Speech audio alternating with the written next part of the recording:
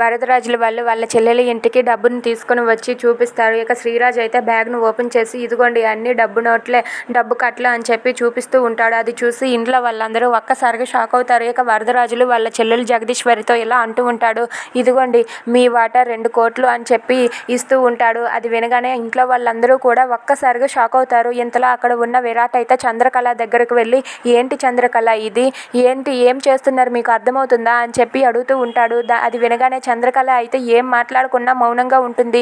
అది చూసి అక్కడ ఉన్న క్రాంతి ఇలా అంటూ ఉంటాడు, ఏంటి డబ్బు పోయిన వెంటనే ఇవ్వచ్చు కదా, ఇలా కొద్ది రోజులు పోయాక కంప్లైంట్ పెట్టాక తీసుకువచ్చి ఇస్తున్నారేంటి, అసలు ఏంటి మీ ఉద్దేశం, అంటే పోలీస్ ఎంక్వైరీలో మీరు బయటపడిపోతారనే కదా మీ ఉద్దేశం, పోలీసులు ఎంక్వైరీ చేస్తే దొంగ బయటపడతాడు, అలాగే మీ పెదనాన్న ఎక్కడ బయటపడతాడో అని ముందే డబ్బు తీసుకువచ్చి ఇచ్చేశాడు, దీని అంతటికీ మూల కారణం మీ పెదనాన్నే అని చెప్పి క్రాంతి అంటాడు. అది వినగానే అక్కడ ఉన్న చంద్రకళ ఒక్కసారిగా షాక్ అయిపోతుంది.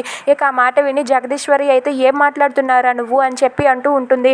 అవునమ్మా, ఈ వరదరాజులు మామయ్య మంచివాడు కాదు, ఇతనే అంతటికీ కారణం అని చెప్పి అంటూ ఉంటాడు. అది వినగానే వరదరాజులు అయితే ఏం మాట్లాడకుండా మౌనంగా ఉంటాడు. అది చూసి చంద్రకళ అయితే షాక్ అయ్యి అలా చూస్తూ ఉండిపోతుంది. ఇక క్రాంతి అన్న మాటలకు వరదరాజులు ఏం సమాధానం చెప్పాలో తెలియక మౌనంగా చూస్తూ ఉంటాడు. ఇక క్రాంతి అయితే మీరు పోలీసులు ఎంక్వైరీలో బయటపడతారనే కదా డబ్బు తీసుకువచ్చి ముందే ఇప్పుడు ఇచ్చేశారు, ముందు ఇవ్వకుండా ఇప్పుడు ఇచ్చారని చెప్పి అంటూ ఉంటాడు. Please subscribe our channel.